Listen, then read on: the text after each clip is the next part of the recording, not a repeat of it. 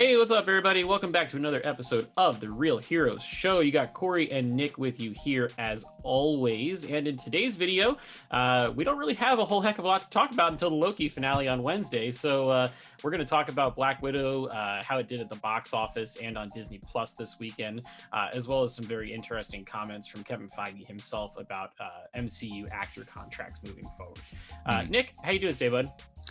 Doing well. It's start to the new week of the Loki finale countdown, so just anticipating Wednesday, hump day. It's a big day. 2 days till Kang, right? That's it. Yeah, exactly. Kang the Conqueror himself is going to be making a reveal. God, I hope so. Either that or I'm going to look like a giant jackass right now. So either way, we're good at that. Yeah, nothing's changing. Mephisto confirmed. Yeah. Oh, good stuff. Yeah, we're really looking forward to the finale on Wednesday, and yes. Hopefully it delivers and sticks the landing.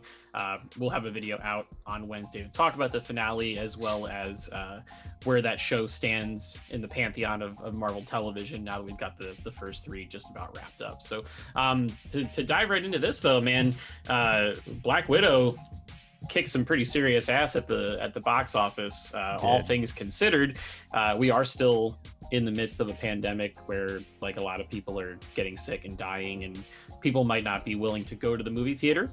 However, according to this article from The Hollywood Reporter, who's going to be our source for everything today, proving the might of the Marvel brand, Black Widow set a new benchmark for the pandemic era, opening to $80 million at the domestic box office.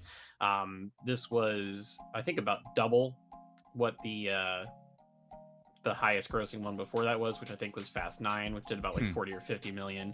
It says the female-led superhero pick snared the biggest North American start since the COVID-19 crisis commenced, and the largest since Disney and Lucasfilm's Star Wars: The Rise of Skywalker broke our necks and our hearts back in December of 2019. I added that part in because that movie moves at way too fast of a pace. JJ needed to calm the hell down on that one. So overseas, the film did $78.8 million from 46 territories for a theatrical debut of $158.8 million, which is pretty damn respectable. But the most interesting thing to me that came out of all of this is that, as many of you know, Disney made this film available to stream on Disney Plus through their Premier Access functionality, where a household can pay $30 to watch the movie as many times as they want for a couple months until it's made open access on Disney Plus to any subscribers. They netted $60 million from that this weekend for the film, which is really interesting because this is the first time Disney has ever released revenue numbers for Premier Access. So Premier Access existed. They did it for Mulan, they did it for Raya and the Last Dragon, they did it for Cruella, and they didn't share any specs whatsoever with that. But Black Widow comes out, and in the first weekend they talked about how it did 60 million, and then when you take the domestic Disney Plus number and combine it with the domestic theatrical number, it did over $100 million in the United States alone, which is, you know, is pretty huge as far as Marvel movies go. So I mean, where do you fall on that? Do you think that will impact how Disney puts a strategy together for some of these upcoming movies? Because right now, Shang-Chi, Eternals, all those, they're set to be theatrical release only with no Disney Plus option. Do you think that'll open the door for maybe some changes? It's a good argument, and because the numbers are, I say, relatively close, even though when you compare 60 to 80, there's a 20 mil gap in there, but still, that's a big number, right? For your first time. And again, we sort of said this in our review, this movie was expected 1.5 years ago. Would it have gotten higher results if it was released last year in 2020, when we couldn't go out at all, right? The theaters weren't a thing. They stopped being a thing last year. Would that have increased? Would the numbers have been more back then than they were now? Because theaters are open again for the most part in certain areas, some not. But because the numbers are so close, if it was released a year ago, would the numbers have been, be more than what it is now combined. So like the 80 and the 60 now with theaters being open, but also people watching it from home versus just watching it from home. Impossible to really guess or really theorize on, but at the same time, moving forward with a couple movies we have later this year, I don't think it's. I think it would be cool if they did it for Shang-Chi. I personally want to see Shang-Chi and Turtles. I mean, I guess we'll throw Spider-Man in there as well. I'd love to see all three movies in the theater. Me too. The only reason why I didn't see Black Widow in the theater because I was because of Disney Plus, but my hype level fell because I wanted to see it in the theater a year and a half ago. Right. So it was like, all right, well, I still enjoyed the movie, right? So it's still maybe what's the correct term? God, I'm pulling a blank here. We'll say like admirable to release future movies on Disney Plus. I don't think they would lose any money doing it that way. It doesn't look like it. So why not? I think some people would prefer it that way. And again, you're giving people more options. You're really trying to do it more for the viewers and for fans and people alike that really just have no idea what it is. And I think for the sake of what's a little bit more cost effective, right? Like paying $30 to have it for a certain amount of time to watch it as much as you want. Yep. And if you somehow share your account with family, paying $30 goes a long way at that point. Yeah. As opposed to like, well, hey, my significant other and we want to go out to a movie and spend $30 easily for one time. Just on tickets. Just on tickets. Popcorn or soda or candy or beverages, going out to dinner or whatever before or after the movie. Right, and you factor in how far they have to drive to the theater, all that kind of stuff. So I mean, there's a lot to factor in with going to the movies. And as much as I love going to like the Dolby Atmos cinema like AMC, and I can't wait to see the big theater or the big movies in that theater again, because whenever a new movie came out, regardless of whether it was Marvel or not, I always went to that theater and I always had a blast. I remember when the Endgame tickets came out and we were all losing our minds because we couldn't get into the website to buy tickets for it, and it was a total nightmare. That was more important than work that day. It absolutely 100% was. I would write anybody a permission slip for work to say, hey, it's okay, so and so wasn't 100% there mentally because Endgame tickets came out. Yes, but like that's not a thing now, right? Because with this whole premium video on demand, I bought the movie the day before it came out. I watched it on Friday. I had a friend come over that watched it on Saturday, so I've seen it twice now, and I paid $30 for it. And if I would have seen it twice over the weekend and went to the theater, that would have been probably close to $60 just for tickets and then gas and concessions and all that. I mean, the $30 is much more cost effective for me. Also from like a pure profit standpoint with Disney, when they're doing something like this, they keep the lion's share of the profit when it's getting streamed through their platform as compared to if it's premiering in a theater. When it's premiering in a theater, they have to share some of that with the exhibitor, the theater company. There's a whole bunch of stuff written into contracts of where all that money goes. Right. And when it's on Premier Access, you have to imagine that the vast majority of that $30 that each person spends is going straight to Disney. So I think for them it makes sense from like a revenue perspective. I think giving customers the option to choose is also like a really big deal. I saw a lot of people on Twitter this weekend that said, COVID hit us really hard. We have a family of 5. It would have cost us $100 to go to the movie theater, and we don't have that right now, but we do have $30, so we stayed home and watched Black Widow. And then perfect I saw example. Things where somebody said, I'm wheelchair bound and going to the movies is a pain in the ass for me, and I really wanted to see this. I was able to watch it this weekend and take part in the conversation with everybody. So I think from like a visibility standpoint, having that option is absolutely huge. And it clearly didn't impact the bottom line theatrical, because it still did $80 million, because there is still a demand for people that want to go see it on a big screen with a huge sound system and all that. So I get it. I mean, you look at the numbers, you put them together, 218.8 million worldwide.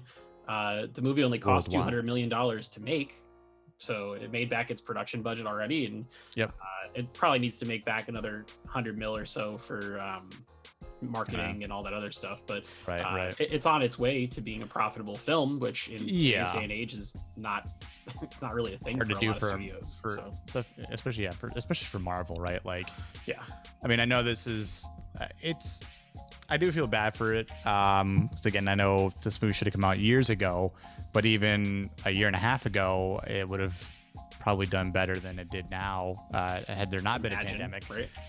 But at the same time, like, again, people are affected differently from what's happened recently, and I think by expanding the options, because the last thing I feel like you'd want to do as the studio is shortchange the people who basically employ you.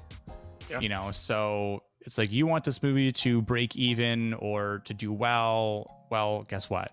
Like, give us more options to watch it. And I think it would be wise for them to do it for Shang-Chi, and see how that does. But I know Shang-Chi is a new hero. A lot of people don't know about Shang-Chi.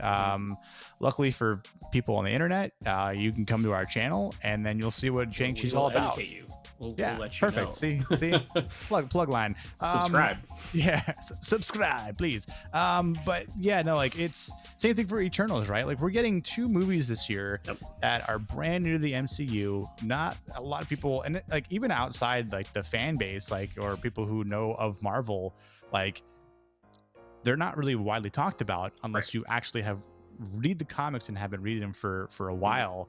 And sure, you can go on Wikipedia and read stuff about them too, which is fine, but what's it all mean? Where does it fit into the MCU? It's kind of a little bit different, but so I think that's another question: is it wise for them to do it for a move, or for 2 movies that are brand new, whereas people know about Black Widow, they know about Scarlett Johansson, right? So I think there's a safe bet for releasing that on Disney Plus. Yeah, you got that Avengers star power that can sell the movie to people. With Shang-Chi and Eternals, it's like, who are you've gotten the text messages, I'm sure, because I've gotten them from people that I'm friends with that aren't like super deep into Marvel stuff. They're like, okay, so tell me about these Eternals. What is so special about them, right? And I'm like, okay, well, how much time do you have? Because I have about 13 paragraphs that I can write to you about why it's like the intro in Infinity War when Doctor Strange is like, who? regarding Thanos. Yeah, like, Shang-Chi, who? Wong's in it. Come on, you don't know who Shang-Chi is? Abomination showed up in that trailer, man. She was badass. But I think it would be a little advantageous to them to do it. I think it's, again, like I said, it'd be admirable for them to do it for the sake of people. And why the hell not? If you're going to profit more directly from Disney Plus, and this might be a good segue for the next topic, but if I'm an actor in the movie and I go, oh, we make more money if it goes directly to Disney.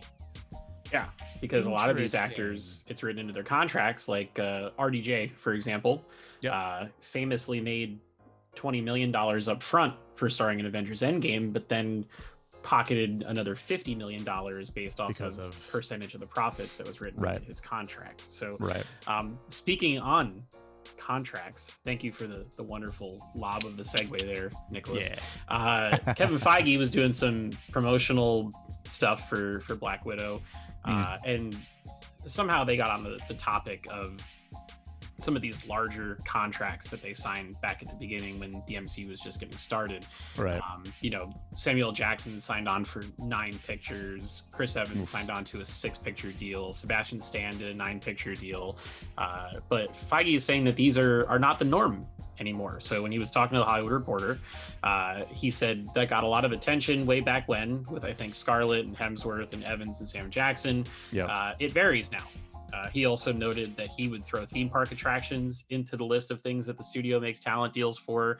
And he said it varies project to project, cast to cast. Really, what we want are people that come in, are excited to be in the universe, are excited at the opportunity to do more things, as opposed to being locked into contractual obligations. So it sounds like maybe with some of the people that are coming into the franchise now, maybe they'll only sign up for a 2-picture deal or a 3-picture deal, or maybe it's kind of ambiguous because now TV's in the mix too. And how do you weigh what a TV show is worth compared to a movie or something like that? But it appears that the days of, you know, a big name actor like Sam Jackson coming in and inking a deal that holds him to show up 9 times is not so much a thing. So I guess could be good for both sides, really. I mean, you get fresh faces that come in that want to be part of this. And then if somebody does get burnt out after 3 or 4 movies, they don't have to stick around for 5 more and kind of snooze through their performances. So what are your thoughts on this?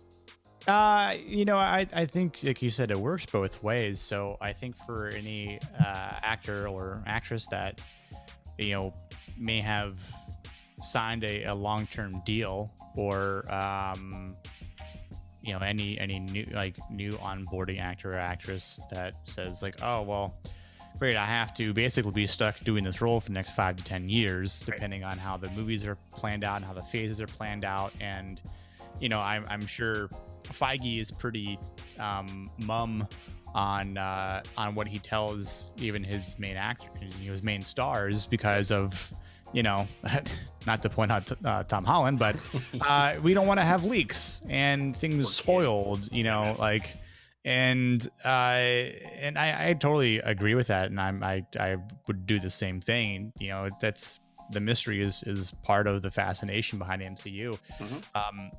So I understand not wanting to have people on board for that. It kind of I think I talked about this with our buddy Austin, where I was like, imagine if someone came to me and said, hey, Nick, how would you like to play Wolverine for the next 10 years? Where do I sign? I don't care. I would not care if I got typecasted. I know, look, it's like sort of thing, like, what kind of actor do you want to be? You know, and I know, you know, acting is an art form. You know, people want to be, you know, do different things and not just be, you know, typecasted, because if that's the case, you know, how is Chris Hemsworth going to be a race car driver, you know, sort of thing, like, right? Like, Robert Downey Jr. is going to go from Iron Man to Doolittle. He's the worst one of them all, because people look at him and they see Iron Man, and then he goes and does anything else, and it doesn't do well. And regardless of how much of his heart and soul he pours into anything he does after this, people are going to look at him and say, you're Iron Man. The same way that Mark Hamill can go do anything else in the world, and people will look at him and go, you're Luke Skywalker. Like, except for the Joker. Yeah, but that's because you don't see his face, right? True, so you that's hear a different his story. voice. Robert Downey Jr., his face at this point is synonymous with Iron Man, and that's because he's been doing it since 2008, and he did. I think he showed up in like 9 or 10 different movies by the time it was over. So that's another thing that's interesting too, because if you take the concept of, like, say you got Sebastian Stan, who signed on for 9 films. He hasn't been in 9 films though. He's only been in what? God, he was in Captain America 1, 2, and 3, Infinity War and Endgame. I guess does Endgame count? I mean, I guess he's there for like kind of a minute. Yeah. But, and then Falcon and Winter Soldier is a TV show, so if that counts or not. If maybe you count that as one movie, he's still got 3 left then, right, in his contract. 3 to 4, yeah. So as a fan who likes to speculate, you can be like, oh man, maybe Winter Soldier is going to show up because I know that he's got more time left on his contract. Exactly.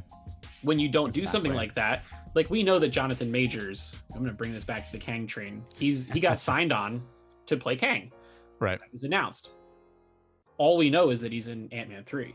We don't know if that's a one film deal or if he's signed on for the long haul to be a big bad, which makes the speculation for like this finale of Loki that's coming up all that more interesting. It's like, why did they bring him on so early? Was it because they had plans for this? Who's going to show up where? Is this person going to be this? You know, like to me, that makes the mystery a little greater, and I think it's probably beneficial for the universe to do the shorter term contracts.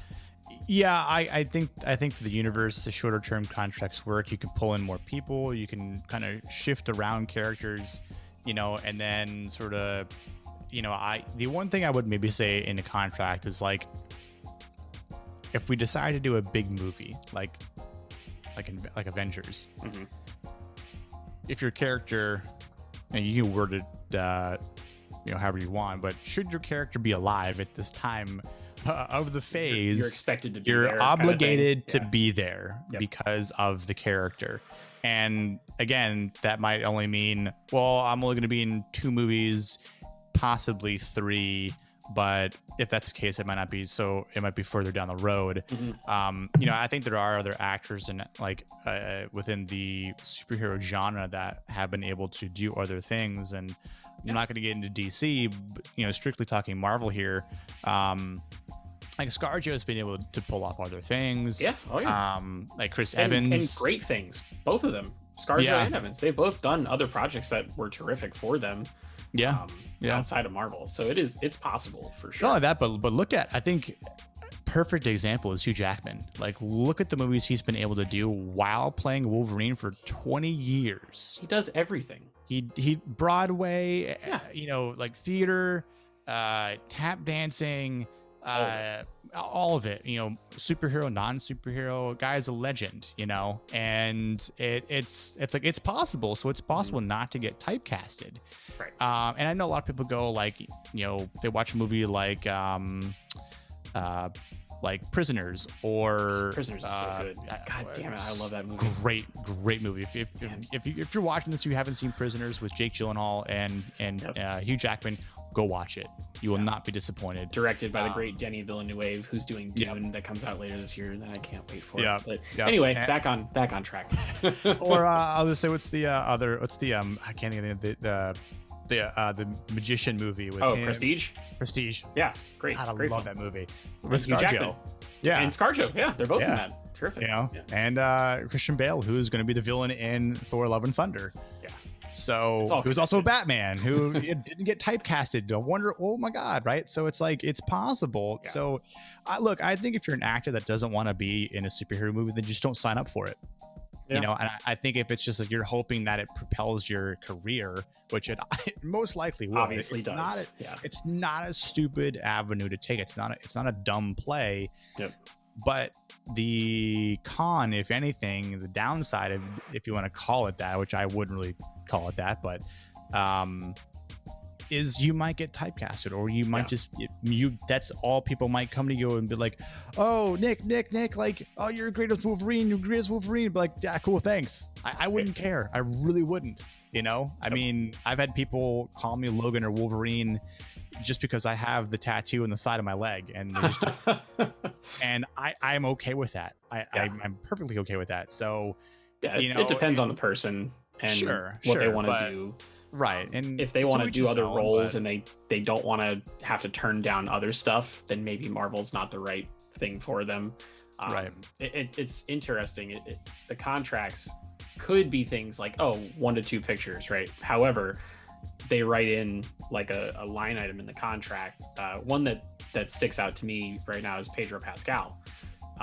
He's doing the Last of Us show on HBO, right? Yeah. And HBO wrote it into the contract that they have first crack at Pedro. If they need him for Last of Us, he has to be there, which means that even if Mandalorian is shooting at the same time as Last of Us, Pedro is going to be on set for HBO. He's not going to be on set for Disney Plus, even though The Mandalorian is like the biggest show on TV right now, right?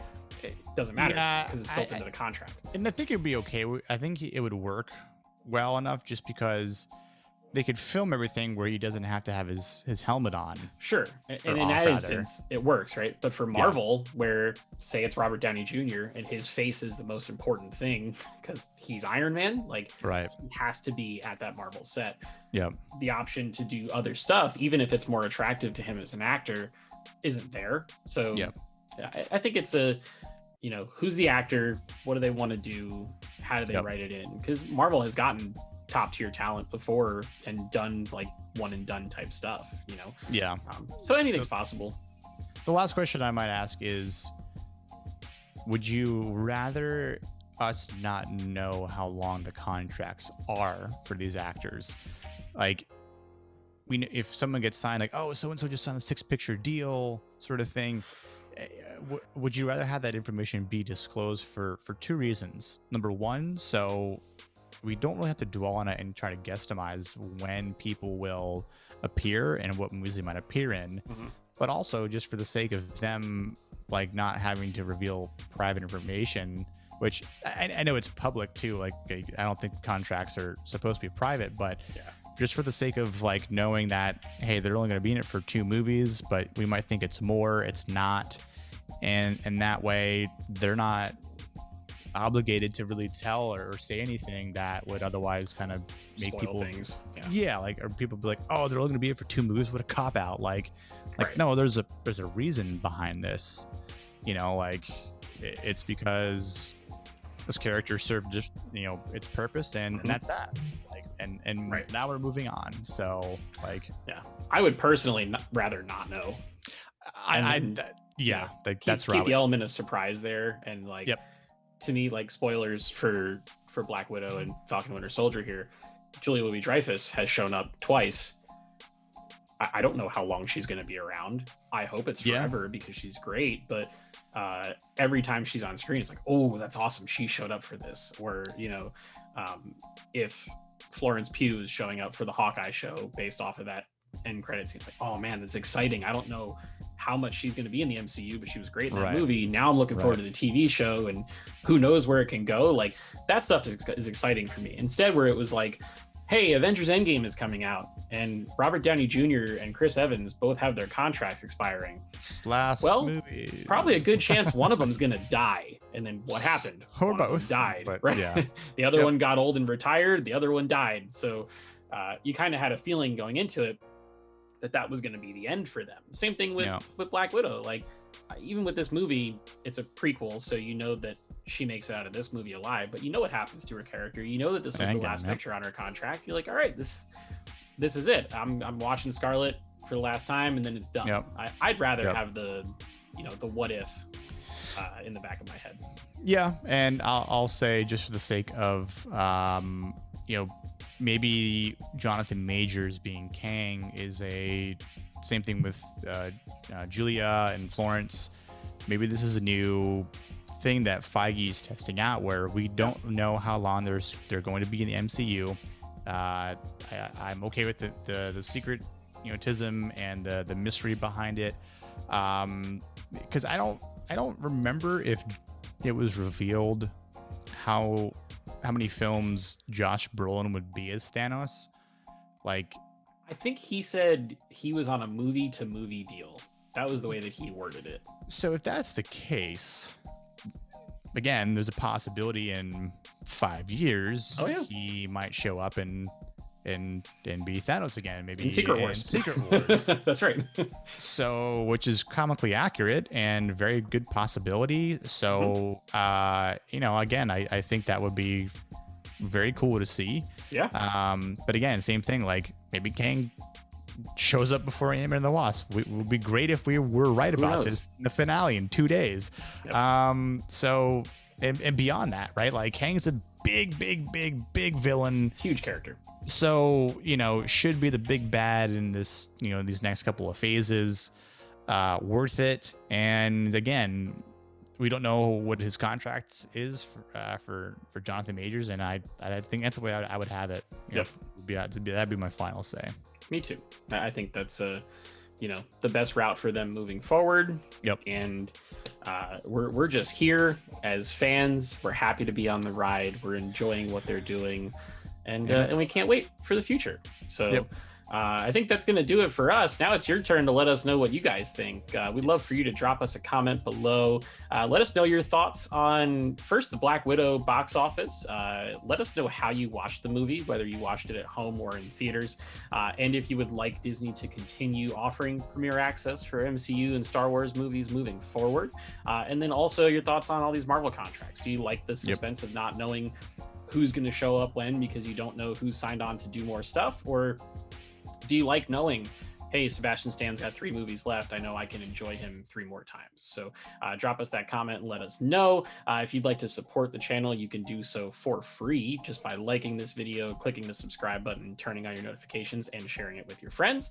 As we mentioned before, the Loki finales this week, we'll be covering that in detail, as well as a 4K review of Mortal Kombat that comes out this week, and the Bad Batch later on at the tail end of the week. So until next time, we will see you guys in the next video. Peace.